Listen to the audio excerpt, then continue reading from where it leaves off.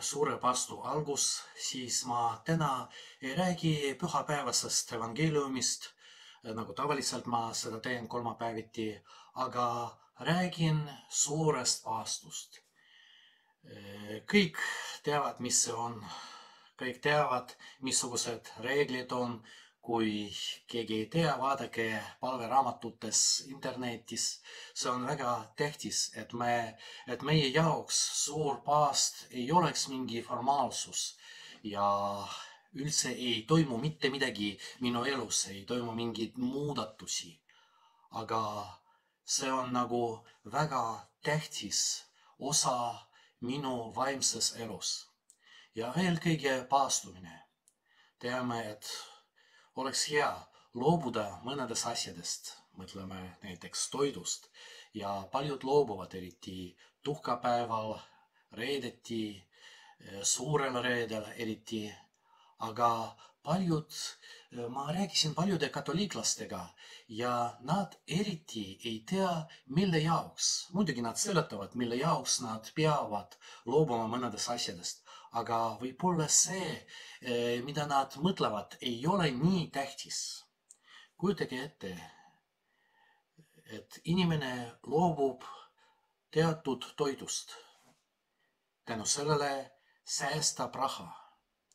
Ja seda raha kasutab selle jaoks, et aidata teisi inimesi, kes on hädas, kes vajavad abi. Ja mingis mõttes selles on paastumise üks eesmärk, mitte sellepärast, et ma loobun lihast ja pärast tunnen ennast hästi, sellepärast, et see loobumine on väga kasulik minu tervise jaoks, mitte sellepärast. Sellepärast, et tänu sellele ma olen hea inimene. Ma suudan aidata teisi inimesi ja isegi kui see minu loobumine või teised praktikad, mida ma kasutan paastu ajal, ei ole seotud otseselt rahaga, otseselt sellega, et tänu sellele ma aitan teisi inimesi. Minu eesmärk on pöördumine. Pöördumine Jumala poole. Aga see eeldab, et ma mitte ainult rohkem palvetan, mitte ainult rohkem paastun, aga mina olen tõesti hea inimene teiste inimeste suhtes. Ja kui me püüame midagi teha, aga ma tõesti soovitan, et me paastu ajal midagi teeksime, mõtiskleme selle üle, kas tänu sellele ma olen hea inimene.